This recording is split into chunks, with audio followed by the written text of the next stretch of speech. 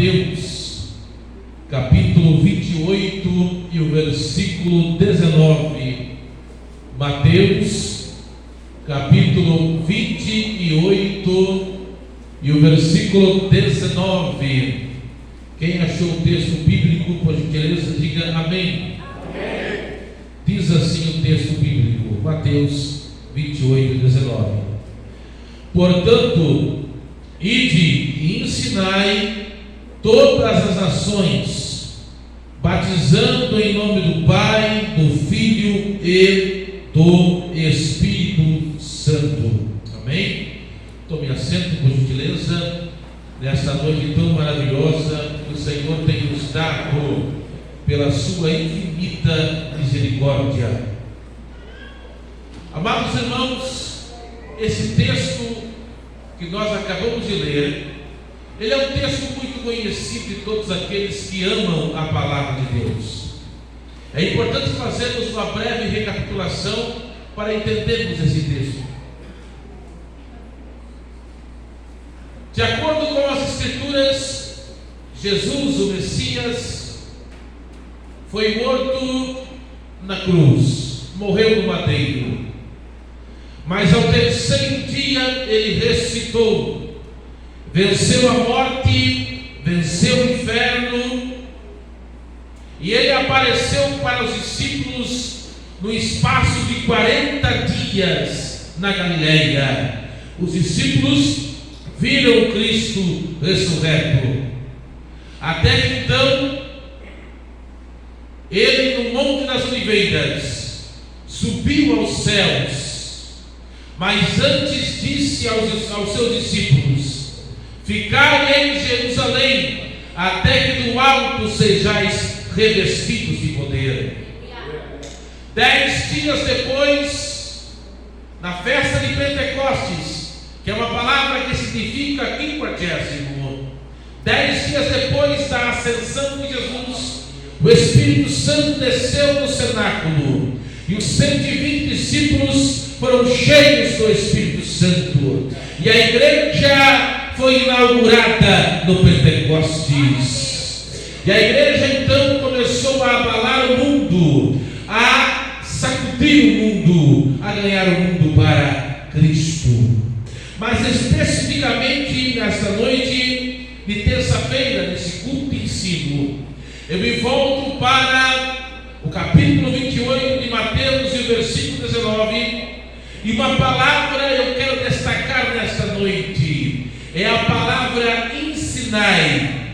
Jesus está dando uma ordenança, Jesus está ordenando. É importante salientar isso aqui, irmãos. Essa ordenança não é apenas para os apóstolos, essa ordenança não é apenas para Pedro, para Paulo. Essa ordenança não é apenas para Pedro, para João. Essa ordenança é para a igreja, para todos nós que fazemos parte da igreja de Cristo. Jesus está dizendo: ide e ensinai. A palavra que me chama a atenção é a palavra ensinai. A palavra ensinai vem de ensinamento. O que é ensinamento? Entre as definições da palavra ensinamento, uma em específico eu quero destacar. A palavra ensinamento significa passar conhecimento, passar, transferir conhecimento. Isso é ensinamento. Na verdade, existem 3 fontes de conhecimento. O primeiro conhecimento se chama conhecimento herdado. É o conhecimento passado de pai para filho, de geração a geração. A segunda fonte de conhecimento se chama conhecimento adquirido. É o conhecimento adquirido nas escolas, nas faculdades, importante também. E a terceira fonte de conhecimento é o conhecimento revelado. É aquilo que Deus dá ao homem, a revelação. Por exemplo, um exemplo de conhecimento revelado na Bíblia é o conhecimento na área da vida na pessoa de Daniel. Ele tinha um conhecimento, uma sabedoria que vinha do alto. Mas em específico, quando eu me volto para ensinar, para ensinamento, a Bíblia, ela salienta muito o ensinar. Na verdade, o povo judeu, o povo de Israel, era um povo que salientava muito a questão do ensinamento das verdades, das coisas de Deus. E quando nós passamos a estudar, servo de Deus, irmão Alex, quando nós passamos a estudar os grandes avivamentos que aconteceram na história do povo de Israel no Antigo Testamento, todos esses grandes avivamentos vieram através do ensinamento da palavra de Deus. Se não, vejamos, citarei apenas duas referências bíblicas para embasar o que estou falando. Primeira referência bíblica, que quando houve ensinamento, houve avivamento em Israel, está em 2 Crônicas, capítulo 17, versículo 9. Quem quiser conferir, ou fique à vontade, apenas ouça. Mas eu queria que alguém lesse para mim, em alto e bom som, 2 Crônicas, capítulo 17, versículo 9, que é um texto que nos prova que quando a palavra de Deus é ensinada, acontece avivamento no meio do povo. Alguém achou, por gentileza? 2 Crônicas, capítulo 17, versículo 9. E eles ensinaram em Judá, tinham o livro da lei do Senhor consigo, e iam por todas as cidades de Judá e ensinavam ao povo.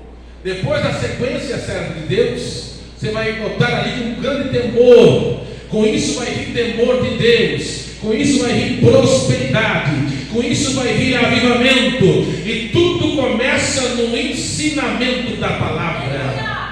É importante o ensinamento da palavra de Deus. Agora, outra referência está no livro de Neemias, capítulo 8, versículo 9. Neemias, capítulo 8, versículo 9, diz que Esdras, o escriba sobre um púlpito de madeira, ele vai ler o livro da lei. O livro da lei, é interessante dizer que nos 70 anos de cativeiro babilônico, o povo israelita perdeu o hebraico e falava a língua do cativeiro, o aramaico. Então Esdras lia em hebraico e alguém traduzia em aramaico as palavras do livro da lei. E quando o povo está em Neemias capítulo 8, versículo 9, mas é bom ler todo o capítulo 8 para você entender. Mas quando o povo ouvia as palavras do livro da lei, chorava, trazia um quebrantamento. Isso prova que o verdadeiro avivamento vem pela pregação da palavra, vem pelo ensinamento da palavra de Deus. O povo perece quando não há ensinamento, quando o povo não é ensinado. Por isso há uma carência muito grande de haver ensinamento no meio do povo de Deus, o conhecimento das verdades bíblicas. Agora, quando eu falo de ensinamento, automaticamente eu tenho uma palavra de Deus, eu tenho uma revelação, que eu quero ouvir a revelação de Deus dessa noite. Quando eu falo de ensinamento, automaticamente vem a palavra discípulo. Essa outra palavra nessa noite que eu quero destacar é a palavra discípulo. O que é discípulo? Discípulo é alguém que adquiriu, presta atenção, discípulo é alguém que adquiriu o conhecimento do mestre. E esse discípulo que vai adquirir conhecimento do mestre, ele não vai, isso aqui é interessante, isso aqui é tremendo. Olha, eu vou repetir para você entender. O discípulo é aquele que adquire, que absorve, que recebe o conhecimento do mestre. Mas ele não vai ficar com o conhecimento só para ele. Ele vai passar adiante o conhecimento, aquilo que ele aprendeu, as verdades bíblicas que ele aprendeu, ele vai passar adiante. Assim como sua vida foi edificada, a vida de outras serão edificadas. aplicadas. Isso que hoje vos ensino, eu aprendi em outro tempo. Isso que o pastor Edson ensina, isso que o pastor Alexander, o Jonatas ensinam, eles aprenderam com outros, e vocês estão aprendendo, e vocês ensinarão outros, e assim o conhecimento será passado adiante. Isso é maravilhoso. Quem pode glorificar o Senhor?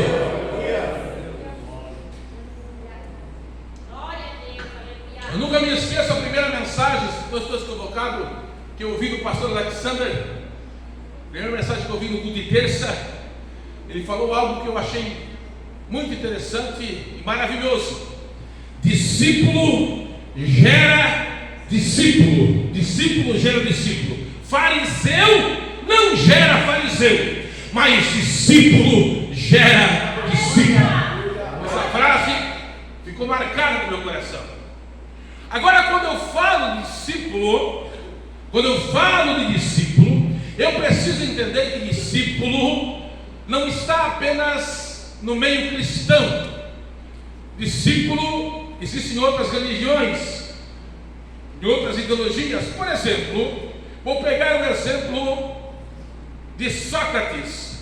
Sócrates, que viveu em 400 anos antes de Cristo, considerado o pai da filosofia ocidental. Sócrates, que ele agitou tanto com a sua filosofia que ele vai ser morto. Sócrates, que era monoteísta, acreditava na existência de um só Deus. Sócrates, que era semelhante a Jesus, ele não escreveu os seus ensinamentos, mas os que ouviram e escreveram os ensinamentos. Essa é a semelhança de Sócrates e Jesus. Sócrates, ele vai ser morto pela sua filosofia e incomodar as pessoas na Grécia Antiga. Sócrates teve um discípulo, o nome desse discípulo era Platão. Platão, olha só que interessante isso. Platão teve um discípulo, o discípulo de Platão foi Aristóteles. Aristóteles ensinou quem? Aristóteles, segundo a história, ensinou Alexandre o Grande. Quem foi Alexandre o Grande? Foi aquele que com 30 anos ele conquistou o mundo inteiro, e não havendo mais nada para conquistar, ele chorou. Quem foi Alexandre o Grande? Foi aquele que espalhou a cultura grega, a cultura helênica para todo o mundo. Quando você abre a Bíblia no Novo Testamento, não é mais os gregos que dominam o mundo belicamente, com as armas, mas a Grécia ainda domina o mundo aqui, no conhecimento, na língua.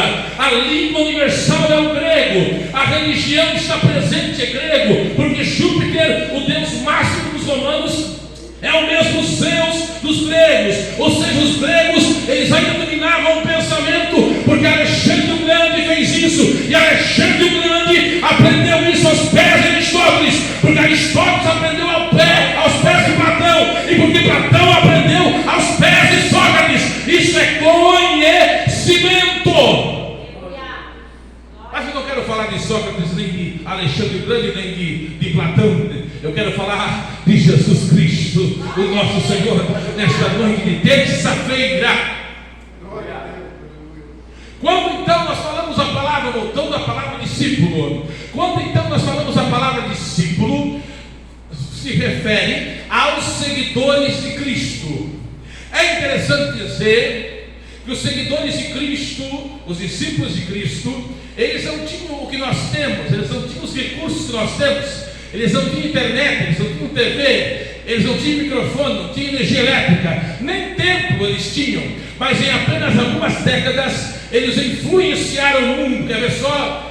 Se você abrir a sua Bíblia, Atos capítulo 17, versículo 6, Atos capítulo 17, versículo 6, a parte final, Atos 17, versículo 6, a frase final, diz assim o texto, o doutor Lucas diz assim: estes que alvoroçaram o mundo têm chegado até aqui. Ou seja, os discípulos, com conhecimento de Cristo, pregando o Evangelho, anunciando as boas novas, eles transformaram o mundo pelo poder da palavra de Deus, pelo poder do Evangelho,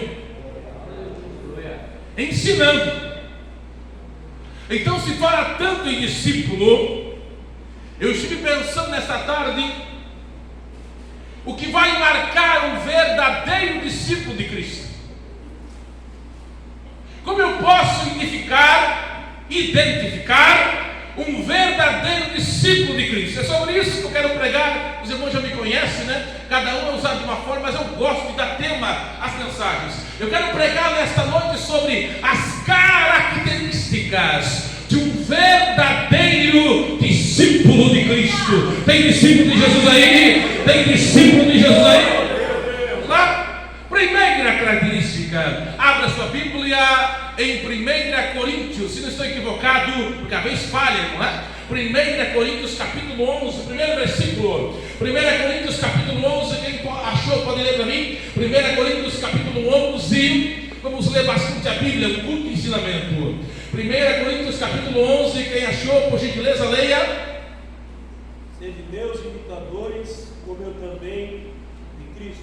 Olha o que Paulo diz: sede meus imitadores, como eu sou de Cristo. Primeira, eu já falei aqui, vou retornar a falar: discípulo verdadeiro gera discípulo.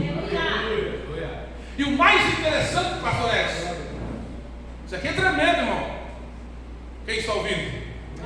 O mais tremendo, irmãos, é que às vezes o discípulo, olha aqui, o mestre, né?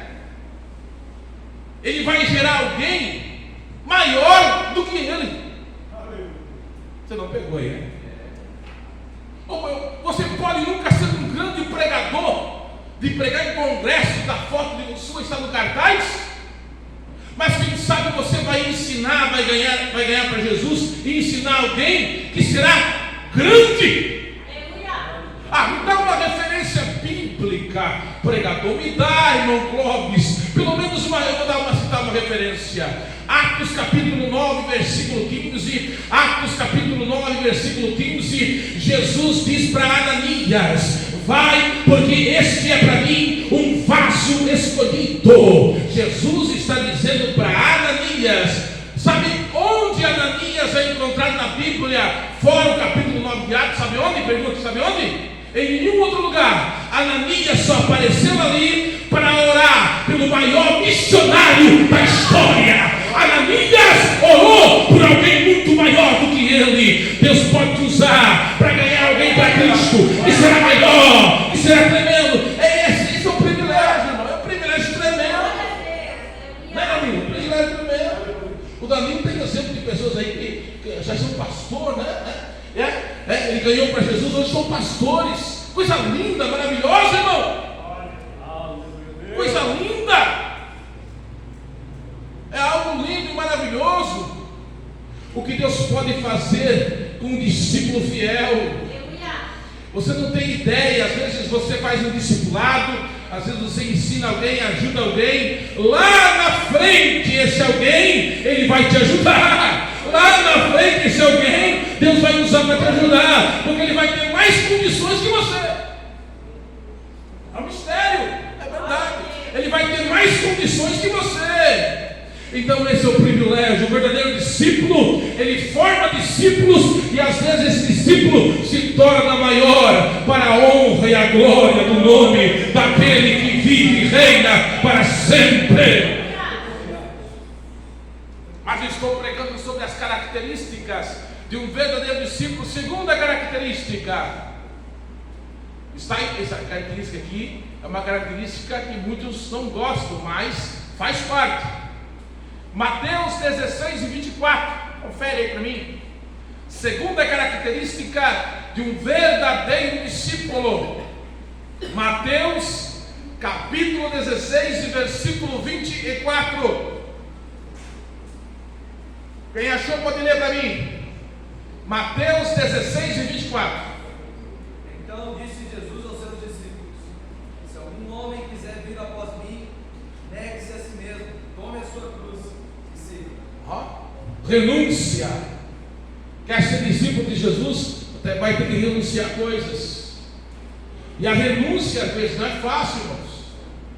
Às vezes é algo que você gosta, mas aquilo vai atrapalhar o que Deus tem na tua vida.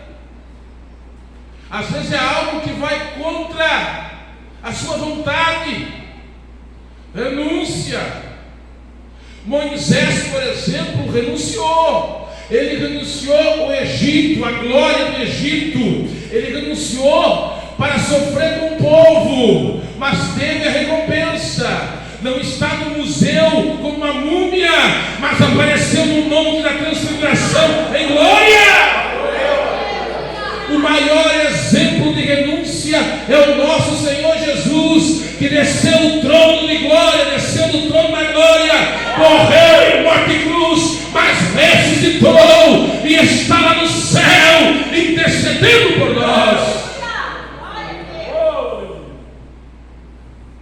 E o Eliseu estava lá, a junta de bois, né?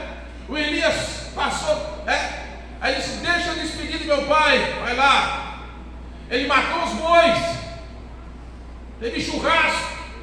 Nunca mais o Eliseu voltou a arar a terra com bois. Tem gente, irmãos, que vai e depois volta. Não! Quando você abre mão, você entrega a sua vida para Jesus. Ai daquele que olha para trás. Deus te chamou para uma grande obra. Não volte atrás, continue na tua chamada.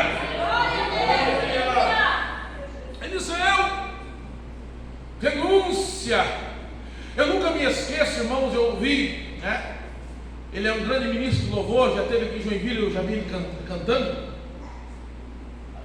Ele é filho de missionários irlandeses. Como é que é o nome dele? David Killan. Quem conhece? Quem já ouviu? David Killan. Ele contou, irmãos, que o sonho dele, quem está ouvindo? Ele contou que o sonho dele era trabalhar de piloto de avião. Isso não é fácil passar pelos testes. E ele passou do teste de uma companhia aérea aí famosa, mas no dia dele assinar o contrato, era o sonho dele. O Espírito Santo falou: eu tenho voos mais altos para ti. Eu tenho voos. Aí ele disse: não quero mais. Ele não assinou o contrato, e as pessoas: ei, por que você não quer? Todo mundo quer isso. Não, mas Deus falou comigo. Deus me chamou para algo maior. Já pensou com isso é renúncia? Às vezes é você abrir mão de coisas, porque Deus tem algo maior para a sua vida, para a sua existência. Renúncia.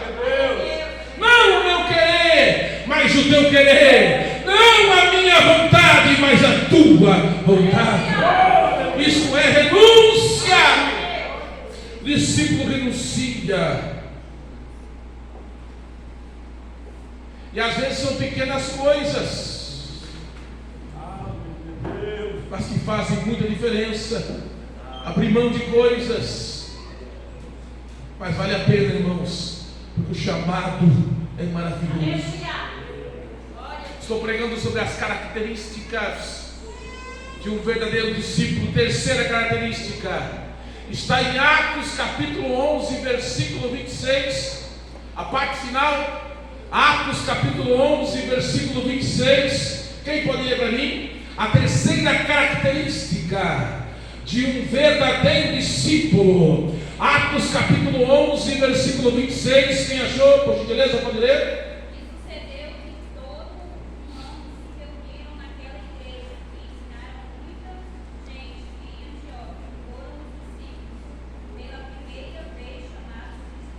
Em Antioquia foram os discípulos pela primeira vez chamados cristãos. É claro que quem estuda a história eclesiástica, Jonatas, sabe que aqui foi pastor Edson, foi um tom de menosprezo, pequenos Cristo, zombaria, né? Por quê? Porque eles eram parecidos com Cristo. Jesus ensinava: olha, se alguém te bater na face, ofereça a outra. Se alguém te pedir para caminhar 1 milha, ande 2 milhas. Eles faziam isso. Eles eram parecidos com Cristo.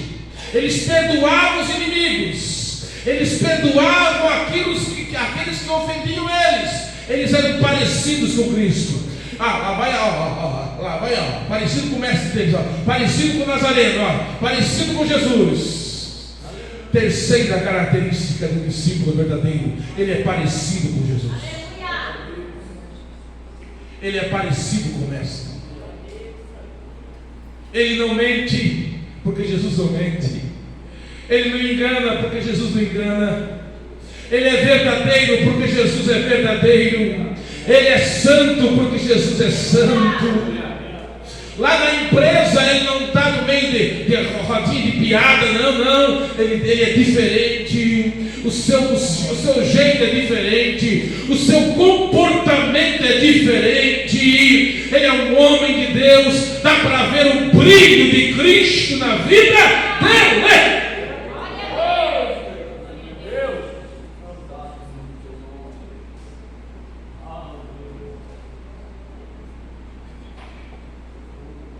John Wesley, ele teve um amigo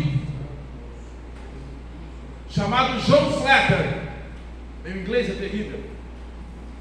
O John Wesley testificou, já pensou John Wesley testificar que John Flatter era o homem mais santo que ele conheceu em toda a sua vida.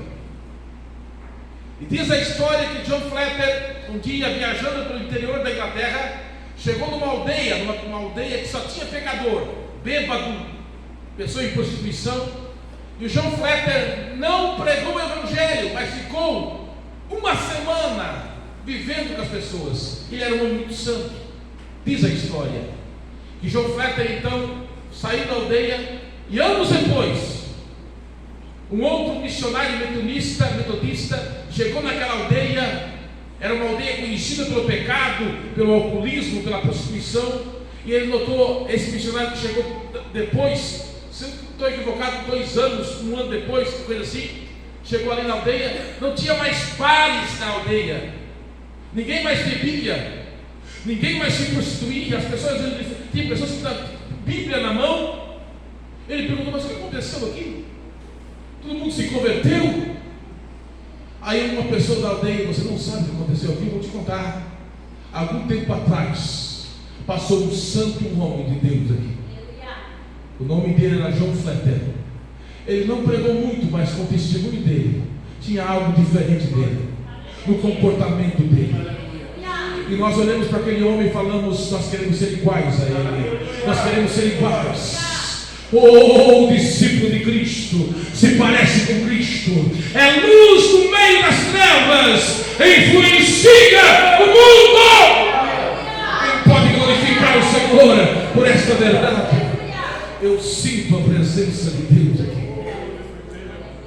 Estou pregando sobre as características de um verdadeiro discípulo. 4ª característica está lá em Atos capítulo 13, versículo 2. Atos dos Apóstolos, capítulo 13, versículo 2. Quem achou pode ler para mim, por gentileza.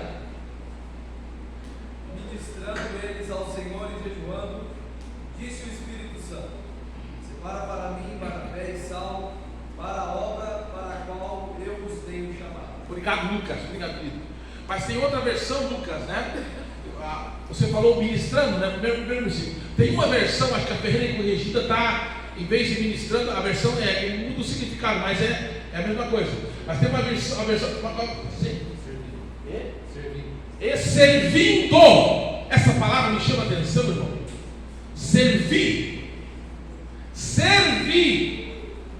O discípulo é servo.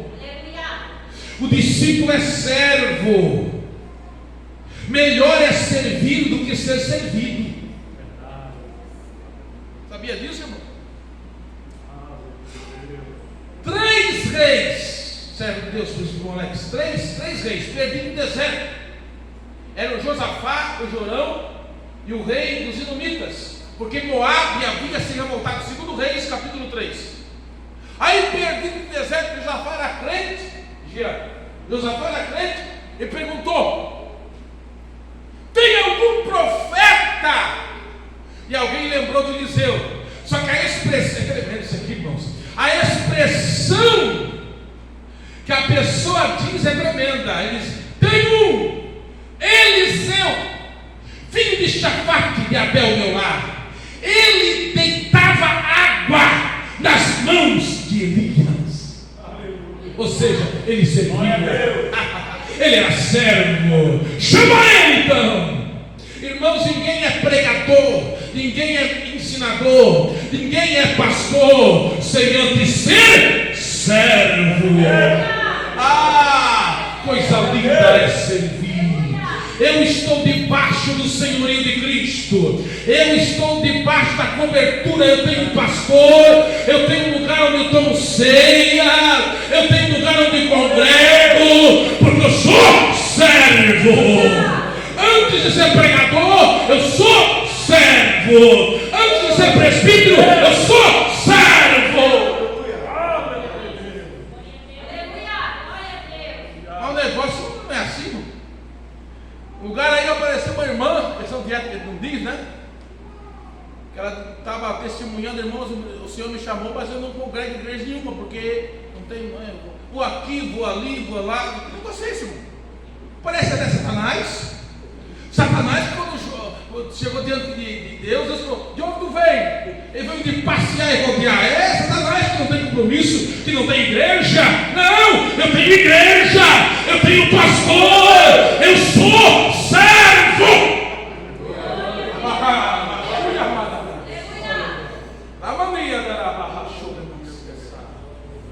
Eu estou debaixo de uma cobertura.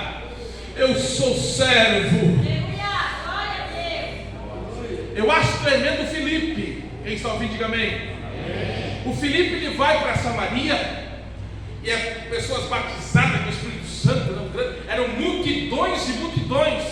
Aí quando foi para batizar as pessoas, Jerusalém ficou sabendo, e Pedro e João desceram. Ou seja, Filipe era, olha, quero que você entenda, Filipe era tremendamente usado por Deus, mas ele estava debaixo de uma cobertura, pastor Pedro e pastor João.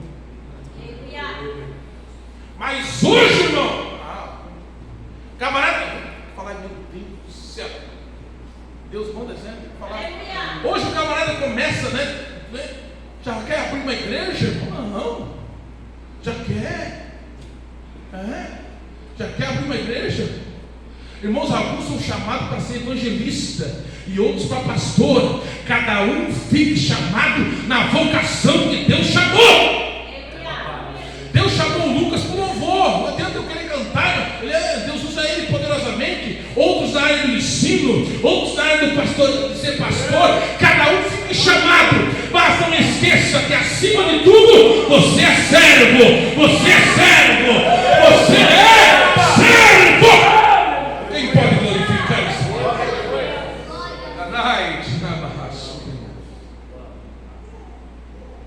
Características de um verdadeiro discípulo. Outra característica, irmãos, fundamental também, está lá em Atos dos Apóstolos, capítulo 8, versículo 4.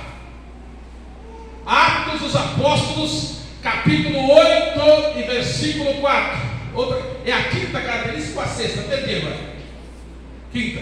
Atos capítulo 8, versículo 4. Olha o que diz o texto. Quem pode ler Atos 8, 4?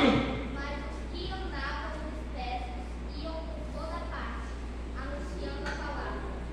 Anunciando o quê? A palavra.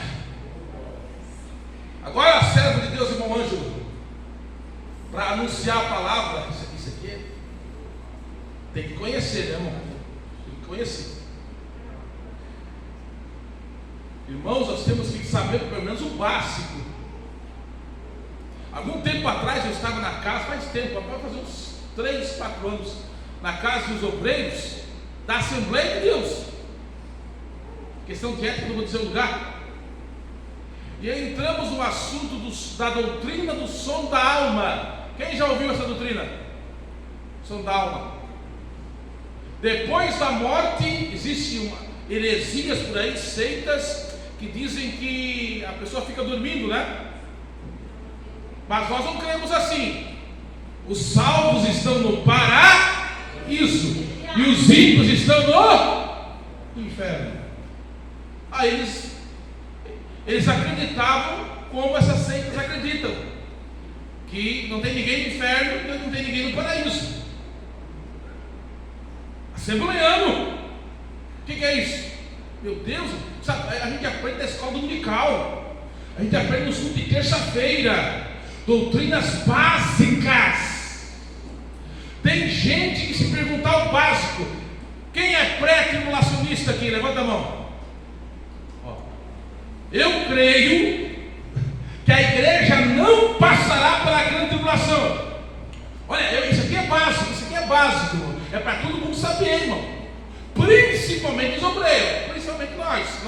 Ó, tocou a trombeta, a igreja vai para onde? Tribunal de Cristo, julgamento das obras, depois bodas do Cordeiro. 7 anos de grande tribulação, uma semana de anos, 3 anos e meio de uma falsa paz, e depois juízo como nunca antes veio sobre a terra. No final da grande tribulação, Cristo vai vir em 2 estágios. Primeiro ele vem como ladrão, arrebata a igreja, e no final da grande tribulação, quando o anticristo cercar Israel para destruir, ele descerá do céu e todo olho verá, vai destruir o exército do anticristo e vai estabelecer seu exército, seu reino milenar aqui na terra. É o básico. Agora, se você perguntar, fazer uma pesquisa por aí, é o básico. Se eu sou um diácono, se eu sou um presbítero, se eu sou um pregador, eu tenho que conhecer o básico. Eu gosto, irmão, de língua estranha, eu gosto de profecia, mas é o meu ponto de vista. Eu quero que o pregador pregue. O que ele pregou? Qual é a linha de pensamento? Qual é o texto? Qual é o contexto? O que ele pregou? Temos que o verdadeiro discípulo, ele sabe manusear esse livro, ele maneja bem essa palavra, ele maneja bem, ele não tem do que se envergonhar, ele maneja bem a palavra da verdade.